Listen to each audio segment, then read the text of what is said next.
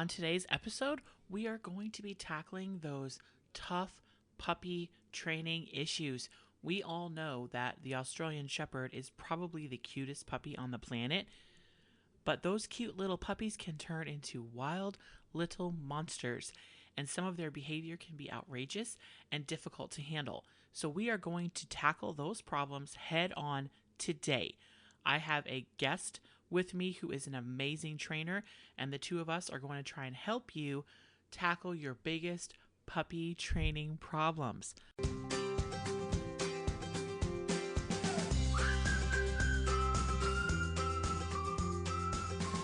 This podcast is dedicated to the celebration and preservation of the working Australian Shepherd. Your Aussie is descended from a proud and amazing lineage of hard-working ranch dogs, identified and cultivated primarily in the Wild West. Contrary to the breed name, the Australian Shepherd is actually an American breed success story. Only in America can a blue-eyed, scruffy dog rise from the dust of the American ranch to become one of the most popular breeds in the world today. The Aussie's beauty, brains, and incredible work ethic and almost empathic connection with their human charges make them unforgettable and pivotal members of the family. My goal is to help you understand this amazing breed, learn more about their heritage and their physical and mental needs so that together we can preserve the working Aussie by encouraging better breeding and better vetting of future Aussie owners, ultimately keeping Aussies with their families and out of shelters. Welcome to the Instinctive Australian Shepherd.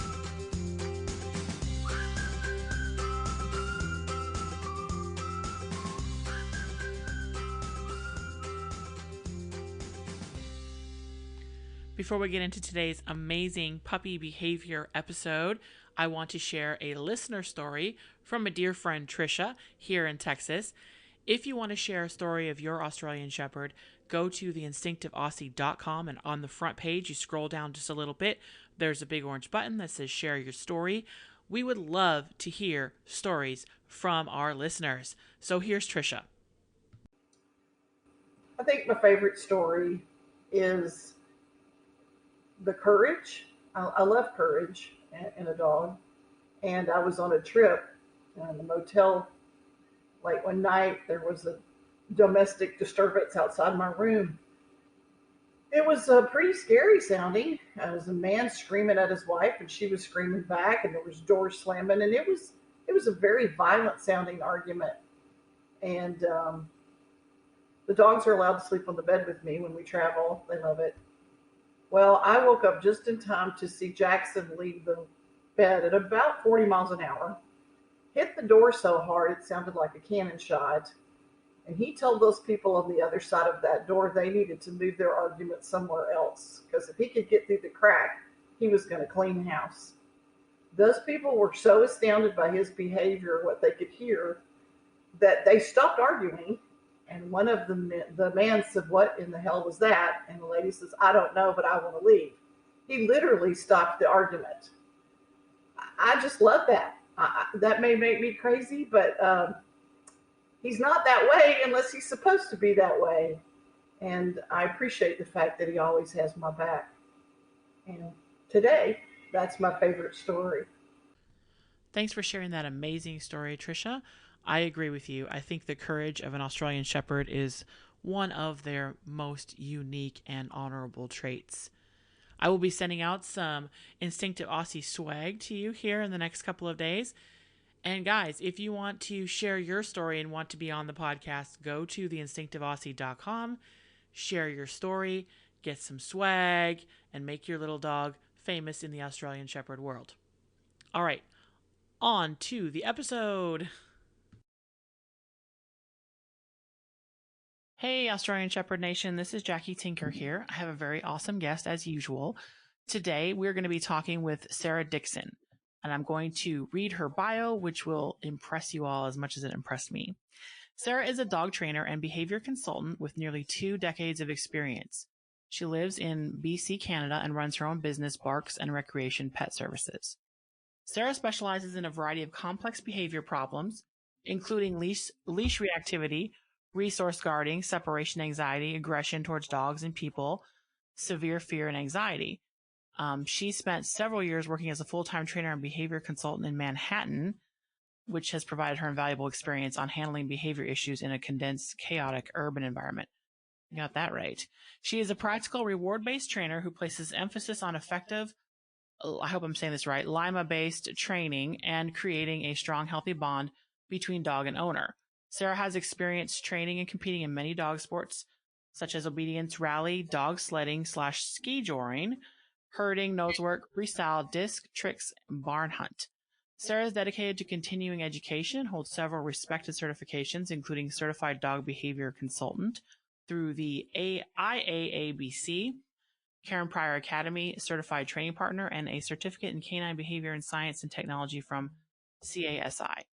Sarah is a multiple-time published author in publications such as the IAABC Journal, APDT Chronicle of the Dog, IACP Journal, ClickerTrain.com, and the Better Together, an analogy of modern dog trainers. She presents workshops throughout North America, has several online courses through the IAABC, and has presented multiple times at the APDT conference. She has experience coaching dogs, their owners, and fellow animal trainers in a variety of formats, including group classes, private lessons, distance consulting, and day training board and train. Several people recommended that I talk to Sarah. So Sarah, welcome to the Instinctive Australian Shepherd. Welcome. I'm very excited to be here. I'm just on my first Australian Shepherd, but I'm very lucky to have a couple exceptional mentors in the breed. So I spend quite a bit of time around a group of really great Aussies, and I'm pretty sure I'm going to be getting another one in the next couple of years, and I'm fully addicted now, I would say. Yeah, she does. She works with some really, really cool ladies in Canada up there with some really good dogs, so I can verify that point right there. So we're going to be talking today about Australian Shepherd behavior issues. We see a lot of behavior issues, and I see them with the Aussies that I work with, and also online in Facebook groups and various other locations, people complaining about various issues with Aussies. And I've had Aussies for 30 years, and there are a few key problems that can develop if they're not handled right, or problems that can develop, regardless of whether you're doing it right or wrong. Things just happen. And so we're going to talk about some behavior issues today, common specifically to the Aussie breed. And we're going to start with puppies, these common little puppy issues that we're talking about. So I'm trying to decide where we should start. I'm thinking, let's talk about a couple of common things that we hear all the time: nipping and biting and jumping. I think they're kind of related, that nipping, biting, jumping behaviors. What do you tell people to do with their puppy when they say, they won't stop biting or they won't stop jumping on me? Yeah, well, one thing that I definitely see a lot is that people are not giving their puppies enough rest and downtime. So there's definitely specific interventions for those behaviors that we should discuss. But one underlying thing that I see a lot that is going to be a cause of a puppy who is extra bitey, extra jumpy, extra hyper is that they're not getting enough sleep.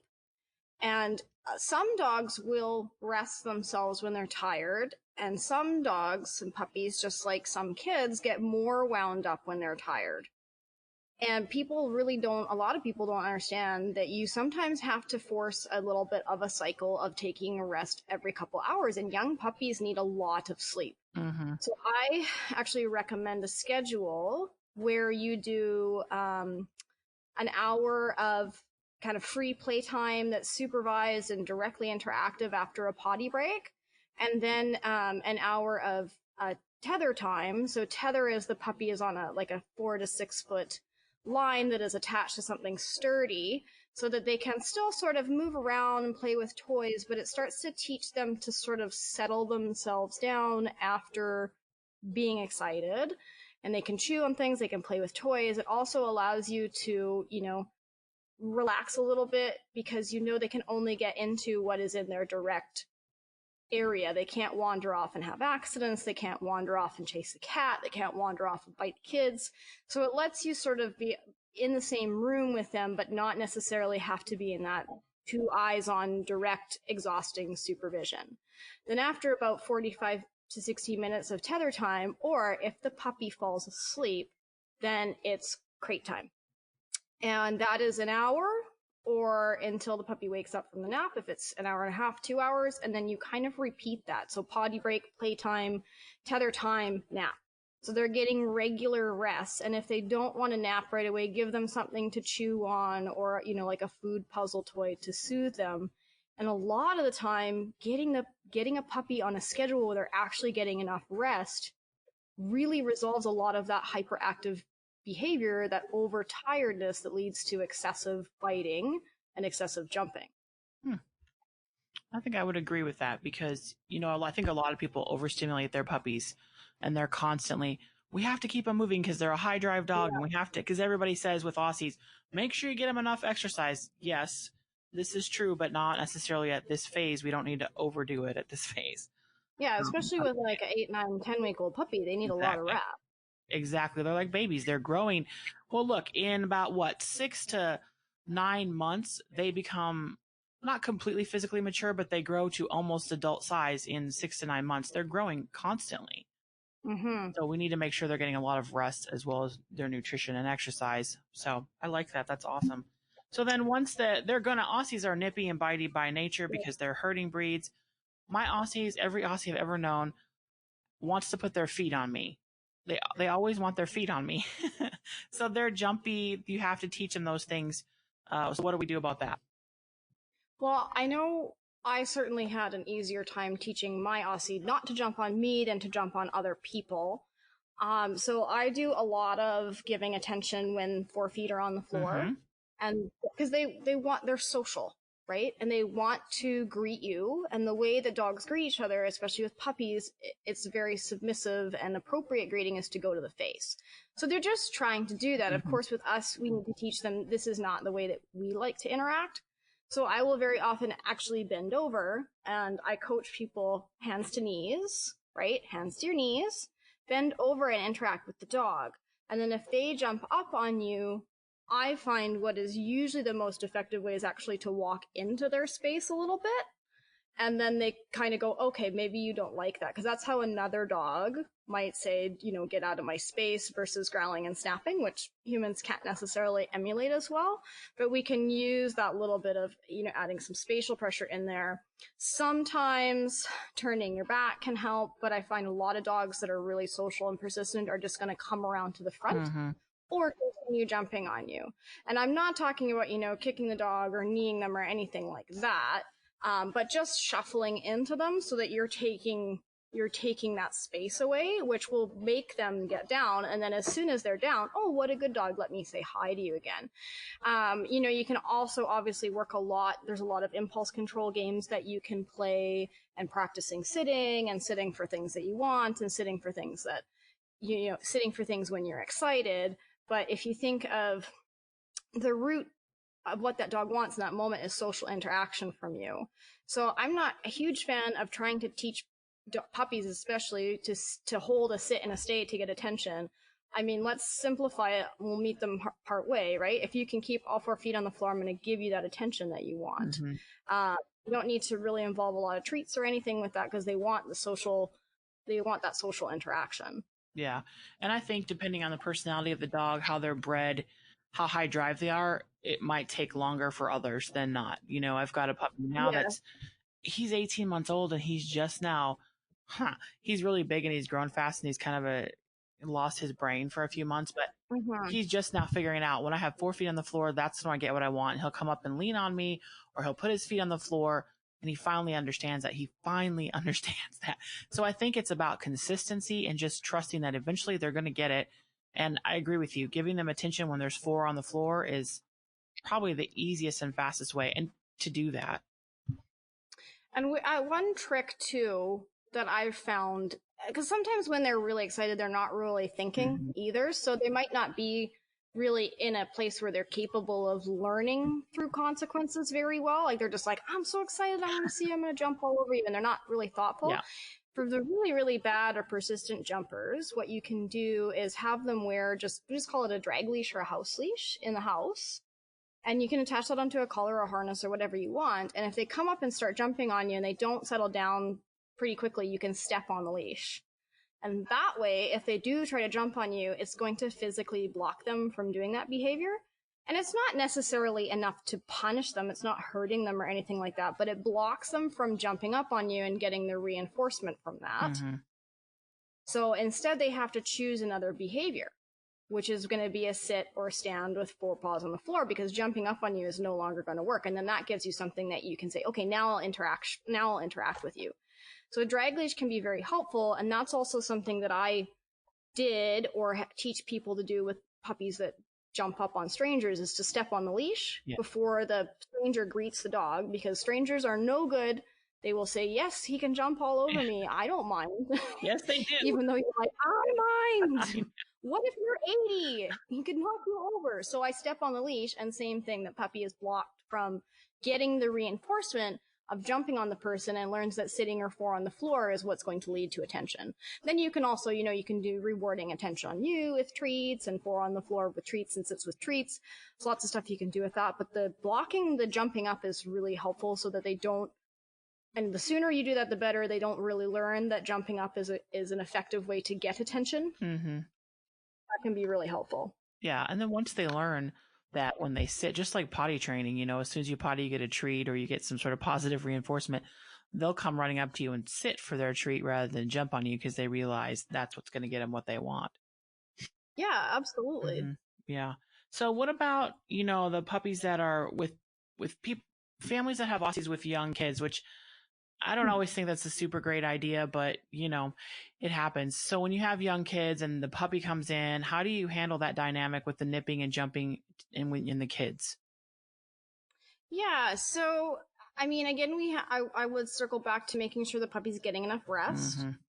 And then there's an element of parents, I was going to say parental, but it didn't work. Parents have to, they have to be willing to actively supervise the interactions between the puppy and the children. Yeah. Because the puppy and the children are not going to be able to make good choices on their own. So you might need to have the puppy on leash. And when you're having the puppy interact with the kids, you might just have to really make sure that this is kind of calm time, and, work on having the puppy settle down and feed them for sitting and laying down calmly. With older kids, sometimes I do let them play with the puppy with a long toy, like they can drag a toy on a line behind them, or a really, really long toy. I don't do that with younger kids, because they have to be old enough to understand how to play the game safely. And we also teach kids how to interact gently with the puppy and not get themselves too escalated is really important. And then if the puppy does get nippy, to be a treat. So if the puppy does come and nip at you, to stop your motion, mom and dad will come and deal with it. Try really hard, not to shriek and not to run, because if the puppy is play biting, those kinds of behaviors are really going to amp them up and kind of fuel into that play biting. So you want to make sure there's lots of appropriate toys for the puppy to have, and a lot of redirecting onto toys, and then working on making sure that when the puppy is around, especially young kids, it's calm time. Tethers can be super helpful for people with puppies and young children, because again, the puppy is sort of contained to a certain area, and the kids can move away and the puppy can't follow them. So there's no chasing of the children and things like that. I think also, as a parent, making sure that you take time to play with the puppy and burn off some of that energy before they're around the children is super helpful. Yeah. I mean, I wouldn't want to do it, but I don't even want to have kids. Yeah. So I think it's a lot of hard work, and people might not realize how much hard work it's going to be. As they're, herding dogs are not golden retrievers. They're not King Charles Cavalier Spaniels that are just going to, roll around and be manhandled and deal with it. Like, they are very potentially going to get mouthy if they're overstimulated or they're not handled appropriately. Mm-hmm. So it is a different challenge. And I kind of agree with you, like, maybe not the ideal choice for a home with young families, but when you're a trainer, you're often dealing with the dog is in the home already. What can we do to make this work? And that is, I want to add the stipulation, like, assuming that it's not a dangerous situation for the children. Right. Yeah. And, the whole nipping and biting with kids with the running and screaming, it's a self-rewarding behavior for the dog. They're being rewarded just by doing that. It also feeds into their instinct to stop motion, to make things run, to chase. The prey drive is there. So Exactly. It's very difficult. And if you're thinking about getting an Aussie and you have little kids and you think, oh, this is the perfect dog for little kids, it really is not. It just isn't. So wait till the kids are older and they can understand how to handle dogs better and then think about it. Yeah, like I think with older kids it can be really successful. Like I don't have kids myself, but I have friends with kids who I trust, and like whenever I have a puppy that's mine that's staying with me, I send them to have sleepovers with them so they get to have positive structured experiences with kids. And the last time I had one of Irene Manley's puppies that she kept out of her last litter, he came and stayed with me a week just for some socializing, and I did a bunch of videos with him from my online puppy class. So I have videos of him with her kids, and it was just great. They did such a good job of like, we're petting him and he starts to get nippy, and they would just stand up and cross their arms and be a tree. Great examples of playing with a long toy. Like they were just so good with him, you know, so it's also the kids have to be respectful. And I think when we talk about herding breeds that have that kind of, you know, the herding drive and the herding behaviors, we have to make sure that they are getting an appropriate outlet for that. So you can do this type of behavior in this situation. They're not stupid, you know, they can learn context. They can learn that I can do this behavior in this situation, and in this situation, it's not allowed. So then we have to sort of make sure they're getting that outlet and then set boundaries on, you know, you can't behave that way around people. I'm not talking about, you know, being overly harsh, but just not letting them get reinforced for it, redirecting them onto a toy, maybe using some timeouts. Again, if the puppy's really mouthy, they might need a break anyways. But I do like to, with younger puppies, like let's say under 12 weeks old, I do, and I don't know how you feel about this, but I have been relatively successful with using like the high pitch ouch feedback for hard mouthing. I let them soft mouth because I want them to learn what the difference between soft mouth and hard mouth. Until they're a little bit older, I will let them do soft mouthing. But if they bite hard and I actually feel it, I'll do like ouch and take my hands away and stop the interaction for about 5 seconds. And young puppies that aren't overstimulated tend to respond to that quite well. And then when they get a little bit older, I tend to say, you know, any teeth on skin is going to end this interaction. And they do learn that pretty well. Again, provided they're getting proper outlets for it and they're getting enough rest. Yeah. And see, I've heard that before. I've never used that method, but I do mine differently because I teach them the soft mouth bite, the hard mouth on stock. And, you know, sheep, they're not allowed to bite. Cows, they can bite, you know, so I teach it differently, but I also have a very different situation. Most people don't have cows and sheep in their backyard. So I will defer to you on that one. But it's kind of the same idea, right? Like you can use your mouth on the cows, but not on the sheep. Like they can learn context. Like, you can use your mouth on the toys, but not on the kids. Yeah, I think it's Dave Croyer, but I'm not sure. He's a dog trainer here in Texas in the bite protection work. And he says create pictures for your dog. And it's like what you're saying with context.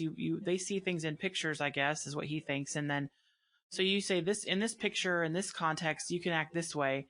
And then this other context, you can act this way. And dogs seem to understand that building a picture of how they're supposed to behave, they seem to understand that. So. Yeah, I like that. Because, like, same thing, like, you want to build a picture of when you're around the kids, it's calm behavior, right? We don't interact that way with the kids. No. When you're around the toys, you can play differently. When you're around me, it can be a little bit different. But around the kids, it's a certain expectation, a certain picture. I really like and you that. have to, as a owner of this dog, think about it as a puppy. Yeah, it might be cute while your little puppy is jumping all over your kid and playing. That might be cute right now, but would it be cute when this dog is 45 pounds? Because what you allow them to do around that kid now, they think they can do around that kid all the time. So how do you want them to act towards your neighbor kids, towards the 80-year-old grandma that comes over? That's how you need them to act with people all the time. So you have to kind of have a futuristic picture of in your head of how you want them to be. And then anything that deviates from that, you need to step in and redirect, put them in a crate, make a little correction, whatever it is, to change that picture so they understand that this is how it's going to be my whole life. Yeah, like I am absolutely not opposed to, like, if a dog comes up and they run by and grab my leg, to just being like, hey, knock that off. Oh, okay, sorry, I don't do that to you, right? And you don't have to be really mean. Or, if they are persistent, maybe a couple of times, you're going to get a timeout. I'm going to pick you up, put you away. Like, it's just there. That is a boundary, and that is very clear from the beginning. And I am not at all opposed to telling a dog to knock it off. Right. And if you do it as a young dog and build those boundaries now, you can make little tiny force, not even anything harsh at all, will prevent you having to do something really tough later on in their life. If you do the small stuff now, and somebody told me this with kids, if they cry the little tears when they're younger, they're going to cry. They won't cry the big tears when they're older, because they'll have learned these things, and you can correct them. You can take them a time out. You will do this work now, and it may be really onerous sometimes to do this. It's a lot of work. Puppies are a lot of work. But if you spend that time in the first 6 months, man, it'll pay out big time in the end. Big time. Oh, for sure. I run a doggy daycare too. So like some days we have 3 or 4, dogs that are under 6 months old in here. And it's like, oh, I have to explain this to all of you guys too. You can't bite on us. Yes. So we're talking about building a foundation, and we had talked a little bit prior about Aussies and herding breeds are very reactive, because reactive is not necessarily a bad term in the way I'm saying it right now. You send them out into a field or 100 acres or 1,000 acres, they have to be able to find the livestock in there. And the way they do that, because they don't see colors the same way we do, is by movement. They see movement and they interpret that movement. Oh, that's a cow move or a sheep move. I need to go get them. So that causes them to be, they're alert, they're responsive, they're very observant. And then it kind of feeds into that reactivity, is the negative reactivity. So we were talking about how to teach to prevent that with puppies, like teaching self-control and restraint. How do you start out building that foundation? Yeah, I think it's very good to talk about, I call it overreactivity, because like you said, all dogs are going to be reactive to stimuli, and if they're not, they're dead. And herding breeds are especially going to be sensitive to environmental changes, because that's what we've selected for. So, but when you have a dog who is a pet dog or a companion dog, and they're not out working stock in the field and they're walking around downtown, that can become really challenging, because they're then keying off of every person or vehicle or bike or running children, that come by. So that can really get them amped up.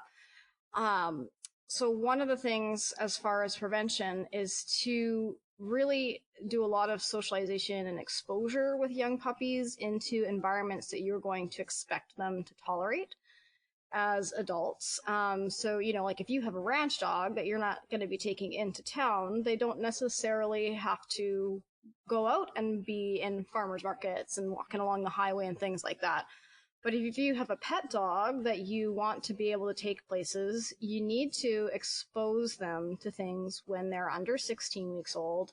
I'm hearing a lot now, people are saying even before 12 weeks old, like that 12 weeks is the end of the socialization period. And that's really tough, because a lot of people don't realize how tight that window is when they bring that puppy home. You do not have a lot of time. You really need to get them out and exposed to all kinds of different people and all kinds of different sounds and surfaces and objects that move. And if you don't do that, there's a pretty good chance that they could become, overreactive to that stuff as adults, either because they're not used to it or they become fearful of it. I do find a lot of herding breeds tend to go through an adolescent period of reactivity, regardless of how well socialized they are. It's just a brain development thing. But you can prevent a lot of issues by exposure. And I'm a big believer in what I would call passive socialization. So I don't want my puppy going out and meeting every person on the street, but I want them to see people that look different, and I want them to see people that move different. So what I often do to socialize is I just take a puppy out and we sit at a bit of a distance and I let them watch. And at the same time, every time that they check in with me or look at me, I will say, wow, that's great, and give them a little piece of treat. So they're getting exposed to the environment, but at the same time, I'm building a foundation of, when you're around things and when you're around distractions, it pays to pay attention to me.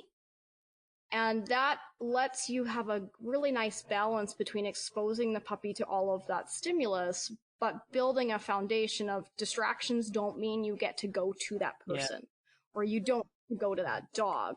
There's a lot of leash reactivity too. I think it can be an element of fear or overstimulation, but also frustration.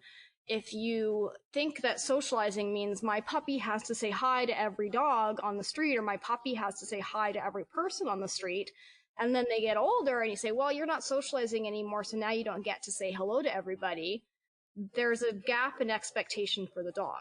So the dog is like, but last month we said hi to everybody. My whole life so far we had said hi to everybody, and now you're not going to let me.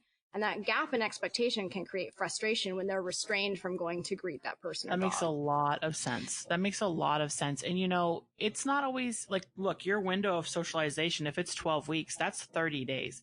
If you get your puppy at 8 weeks, and some breeders are keeping them longer now, then your could be 2 to 4 weeks that you have to get this puppy used to a lot of things. And, it's not safe to just let your dog run up to anybody or sniff any dog. You can see a dog, and if you can't always read a dog, and you can see this dog coming up, their tail is wagging. That doesn't mean they're friendly. That means they're stimulated. Yeah. That's all it means. You don't know what kind of stimulation is going on in their brain, whether it's friendly or aggression. It doesn't mean they're friendly, tail wagging. So it's dangerous to bring your puppy to run up to everybody. And I really like that you said that, because they don't need to touch everybody, and everybody doesn't need to be touching your dog or your puppy, because they're still vulnerable at that state because they haven't gotten all their shots yet. There's this whole, I like how you said just to let them watch from a distance. Yeah, and like they do have to meet some people, right? But it should be, I think that when we go back to what you said about Dave, like creating pictures. So creating a picture for the dog, like go say hello when, like, it's very, very clear when you are allowed to say hi to somebody. And I don't do a lot of greetings with dogs on leash. If I do, it's a quick sniff and we move along. And I actually teach that as puppies, and I teach that in puppy class, how to say hello. We sniff for 5 seconds and then we move along. And playtime for me, like I believe very strongly actually in appropriate dog off-leash socializing to build dogs' social skills. Playtime for me is off-leash. So I do puppy socialization and I monitor it all, and I make sure that, nobody's getting bullied and nobody's getting beat up.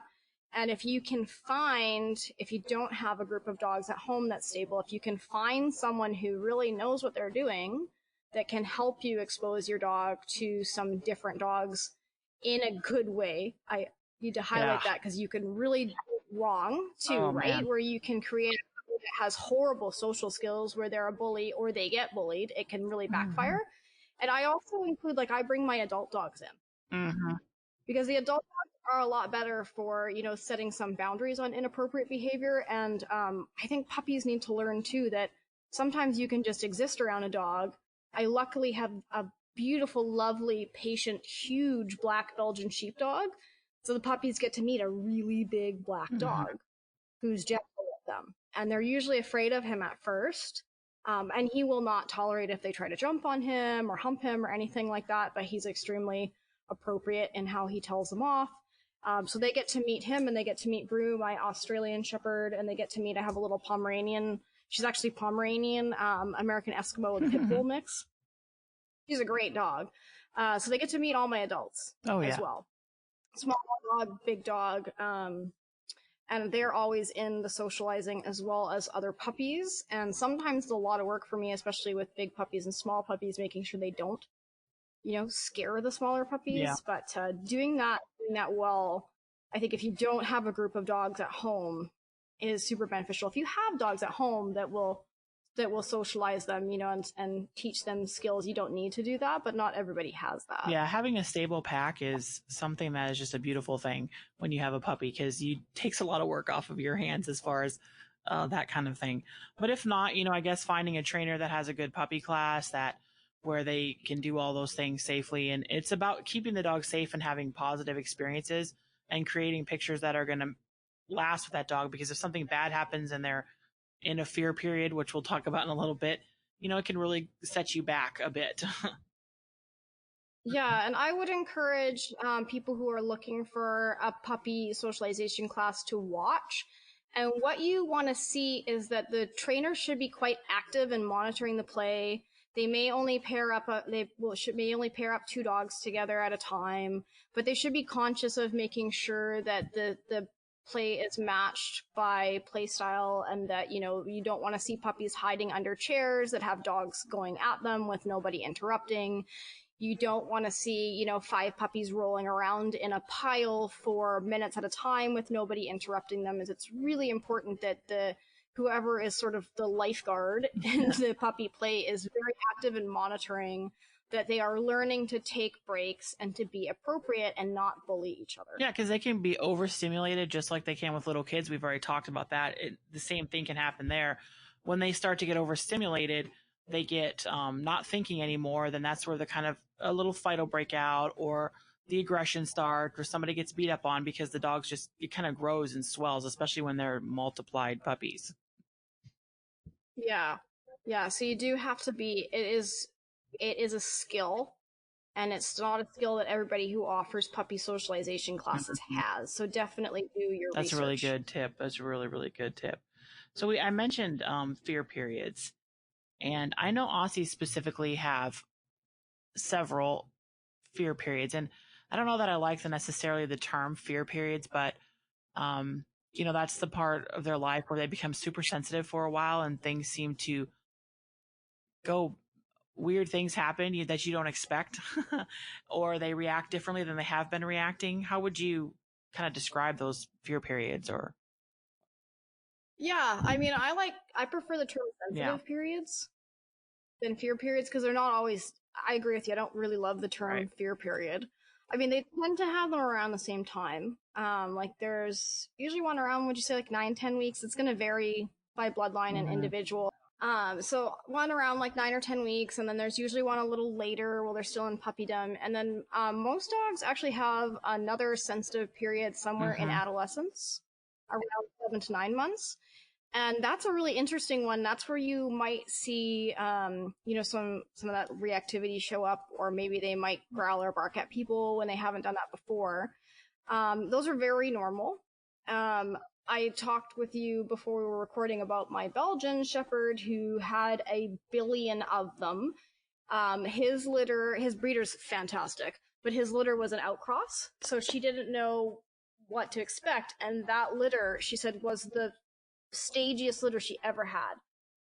So they were really, really, really bad for going through sensitive periods. And like literally it was like 1 week and then he'd be fine and then he'd have another one, and it was just crazy. But they can all of a sudden be fearful, seem fearful towards things that they weren't before. Like with him, he went from, I had him in puppy agility class.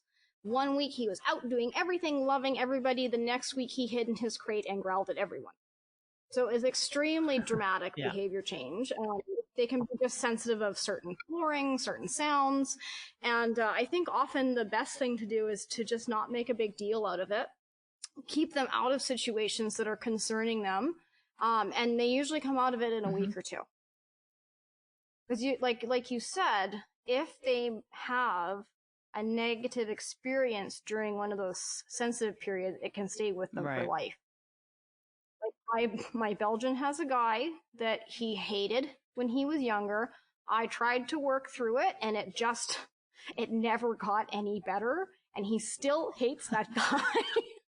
He loves everybody, but he can't stand this one poor guy who's a very nice man, but he had a very large beard, which for a while was extremely suspicious, and Dexter would bark at him. And I tried to work through it, and it never got any better, and now he still hates this one particular Which is the weird thing about these sensitive periods, is that the guy didn't do anything to the puppy. He didn't beat the puppy. And you'll hear people in Facebook groups and people talking like, oh, my dog's afraid of men because he was beaten as a puppy. Well, not always. Sometimes things just happen in those strange sensitive periods, and you can't associate with anything. It happened in the dog's brain, and it's not logical to us. It happened in the dog's brain. And, you know, most of the time, I think I probably didn't get him around enough bearded guys, and so he would go through this where he's like, I haven't seen this before. This is now a threat, and then I made it this big thing in his head with this particular guy. So working through it, trying to counter condition or whatever, is generally actually not the best idea. It's actually better just to sort of avoid situations, maybe keep them home a little bit more during those periods, and just play with them and work on stuff. Well, I was telling you about, I have a Aussie male named Wyatt, and he comes from great bloodlines, well managed. He was a really great puppy until he was about, I think, 3 or 4 months old. He lived under the bed. He was terrified of everything in the house. One time I was in the kitchen and he was creeping out of the house and kind of being brave out of the bedroom. He was being brave and I accidentally dropped a spoon and he went boom right under the bed. He was fine outside. He loved being outside, but anytime he was in the house, he wanted to be under the bed. And we could not figure out what happened to him. And the dog went from he was 55 pounds at 6 months. So he was growing so fast. I think his brain just kind of misfired for a few months. And I was really stressed about it. I thought, oh no, this dog is ruined forever. But I kind of just stepped back and thought, okay, my gut was telling me just let him be. So I just let him be. And I tried really, I did not fuss over him. I did not, oh, poor baby. I did not reinforce any of his behaviors. We just basically ignored it, had him outside as much as possible where he was comfortable.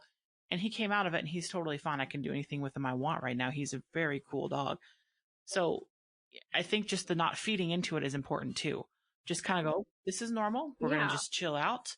Everything's going to be cool. And if you're in a class, you're taking agility class or something, you may have to just say, hey, look, we can't do this right now. We're going to have to wait for a few weeks until this dog is back to himself again. Yeah, like I was telling you about Dexter, my Belgian, and he was really bad. He was such a lovely, confident puppy, and it was like a switch went off, and he was my first herding breed puppy. And even the breeder was like, this is not normal for my lines. And he just was like very environmentally sensitive. He was quite reactive to certain people. And I think it was like looks of people that he didn't quite get exposed to when he was, in his socialization period. So like bearded men, sunglasses, people carrying things, all that stuff he would bark at. He couldn't handle like flags flapping, vehicles he was terrified of. And like some of that stuff, like vehicles, I kind of got him over, but it spontaneously came back later on. It was very, very interesting. But I was trying to work through all this stuff through counter conditioning him. I just wasn't seeing a lot of improvement. I was getting really frustrated, and I ran into a guy that I used to work with who, he grew up in Germany and he bred German Shepherds his whole life, and he trained German Shepherds and Belgian Shepherds his whole life for bite sports. And Dexter was like wigging out about his gym bag that he was carrying. He wasn't barking, but he was like, leaning forward with it, like trying to get up to sniff it, but obviously terrified of it. And I was like, I don't know what to do with this. And he said, that's normal. So that's totally normal for these guys when they're younger. He said, when they're like this, you just leave him home and play with him for 2 weeks. He'll get over it. And I was like, really? And he's like, yeah, it's totally normal. And I was like, I thought that my dog was broken and I was ruining him. And he goes, nope, just leave him home. So I was like, well, what have I got to lose? So I took his advice. I stopped trying to put him in situations that were overwhelming for him. I stopped trying to work through stuff that was problematic. And I just built a relationship and played with him. And my goodness, if he didn't turn around immediately. And he now is like the most stable dog. I can take him into pretty much any situation. He loves everybody. He only barks in extremely appropriate situations. He's just perfect. He's so stable. Like I tell people now, I'm like, yeah, my dog used to be like this. And they're like, no way. It's like, sometimes you just have to take a step back and really observe and try to understand what they're going through and not be pressured into having a certain, we said creating pictures and sometimes we get really obsessed ourselves as handlers and owners. Like we have to have the dog looking like this, or they have to win all these awards by the time they're a year or whatever it is, or they have to behave perfectly, instead of just saying, hey, let's just chill. Let the dog be a dog for a while and just understand that first year can be a little chaotic for them too, because they're going through such a huge amount of change from this being born, this little nugget that can fit in your hand, to a 40-pound dog in a year. You know, that's a lot. That's a lot. Yeah, and there's those periods are normal Mhm. brain development. Like if your puppy's barking at someone at 7 months old and they haven't done that before, it doesn't mean that they're a quote unquote reactive dog. It doesn't mean they're going to do this their whole life. It's normal. It's very likely Mhm. a phase. You know, and their brains don't finish growing until, I swear, Brew is 6, and I think his brain maybe just finished growing. But yeah, Yeah. 2 or 3 years old, their Mhm. brains are still growing. And You know, it's like us. We're in, even in our 20s, our brains are yeah, still and I developing. can't overemphasize enough. Don't feed into it. Don't over dramatize it. Just kind of wait it out. You know, especially like you said, if the dog's never done this before and it's a new behavior, then just be like, hey, let's just give him some time, keep him home for a while, put him up, don't expose him to everybody, and just let him be, you know? Yeah, one of my clients in puppy class actually just asked me, just on Saturday actually, she said, "Well, what do we do if how do I act if my dog does get scared of something?" And I was like, "You know what? That's a great question." I said, I will calm them. So I speak to them in a very soothing voice. I just say, "Hey, you're okay. You're all right. Don't worry about it." Or if it's like a loud noise, sometimes I go, "Oh, you know, that was really silly. Let's have a Mm-hmm. little treat party or whatever." But you don't want to do the, "Oh, my poor baby, my poor little baby. Oh, are you okay?" Because then the dog goes, "Oh, wow, that Yes. really was something to be afraid of." Or like you come across as Mm-hmm. fearful and anxious. And they're like, "Well, I don't feel safe." So you want to make the dog feel safe. But at the same time, it's not a big deal. So I'll just be like, "Oh, you know, you're okay. Yeah. You're all right. You're not dead. We're gonna get through it. You're fine." You know, like a very soothing, calm tone of voice versus the, "Oh, my poor baby, my poor Yes, little and baby." I agree with you 100%. And especially, you know, I want to go back to something we didn't talk about, but it kind of popped into my head that is a real issue for Aussies: loud noises. You know, I have most of my Facebook is Yes. Aussie people, and so 4th of July, they all start griping and moaning about July 1st to July 10th about the horrible awfulness of 4th of July fireworks. And I currently have a pack of dogs that are not afraid of storms. They are the first set of Aussies I've ever had that have not been sensitive to noise. And I know that we had our first 4th of July with the last 2 dogs I have that are puppies right now. Our neighbors right next door to us were setting off loud, loud fireworks. And I thought, well, shoot, this is a good time to train them. And so we made it really positive. I put them in one room in the bedroom, and I turned up a little bit of music so that they would sort of dull that noise. And then I was just like, oh my gosh, look at that. That was awesome. Here's a cookie. You know, we just made it really positive and really fun, and they didn't even notice. And, you know, and I don't know if that's what it was. I think genetics Yeah, has a lot to play with this too. I think this is a highly inheritable trait, but I think so.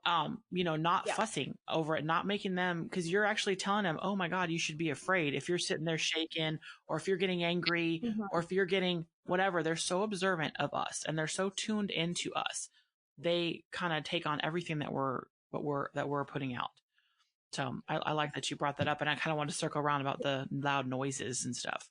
Yeah, I think that I would agree that there's definitely possibly a genetic component there.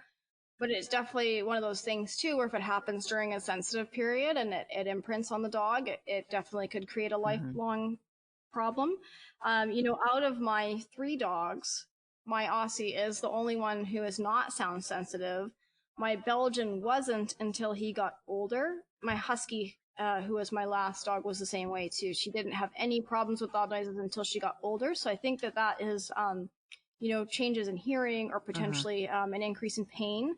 That's one thing that not a lot of people know about too, is that sound sensitivity in dogs is actually very strongly linked to pain. So every dog who has sound sensitivity, especially if it crops up suddenly, should be evaluated from a qualified and preferably specialist vet who knows how to detect pain, because it is very, very common link. So I have the 3 dogs. Brew, the Aussie, is the only one who is not sound sensitive. And I did a lot of, you know, thunder parties and stuff like that when he was a puppy. So, you know, making it a positive experience. But it's one of those things where, you know, if they're genetically prone to that, or it hits them on a sensitive period and they get afraid, it Yep. can be really difficult. And, I don't mess around with it. Dexter, the Belgian, he gets medicated. I'm not going to fix it. He's a 10-and-a-half-year-old dog. It's a physiological route. I just want to make sure that he's comfortable. And my little dog, the Palm mix, she's younger. She's about 2, and I did not have her from a puppy. She was maybe about 8 months old when I adopted her.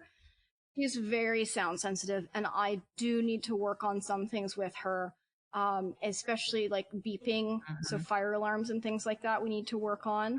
I did work on some stuff and we've resolved it, but it's just honestly how much time and energy and effort I have to work with my own dogs when we're going through a very tough year.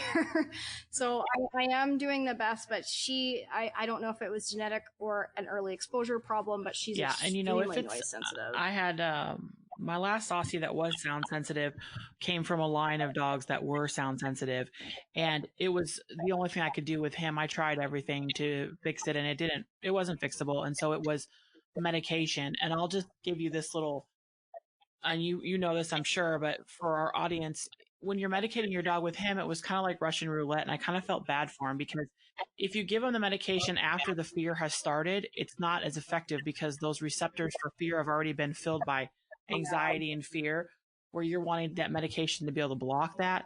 It has to be given before they get amped up into a crazed state. This is what a vet told me. And so in Texas, our weather can be very unpredictable. I guess everywhere it can be unpredictable, but so I would watch the weather, and if I thought a big storm was coming, I thought, well, shoot, eeny, meeny, miny, mo, should I give him the pill, or is it going to pass us and not bother him? So the poor dog was medicated sometimes when it wasn't necessary because I didn't want him to go through that. And you have to medicate them before they hear that, which is well in advance sometimes because they can hear and get triggered off of lightning and thunder very far away. So yeah, and the meds take time to work too, right? And I have the same problem. If I don't know the storm is coming, like we're in the mountains, and sometimes it's not forecast, and boom, you've got thunder and lightning. There is a medication in the States. I can't get it in Canada, but it's called Soleo, and it's approved for sound sensitivity, and it works faster. It's 20 to 30 minutes, so it's quite popular. It definitely is a bit of a sedative, but it also is anti-anxiety.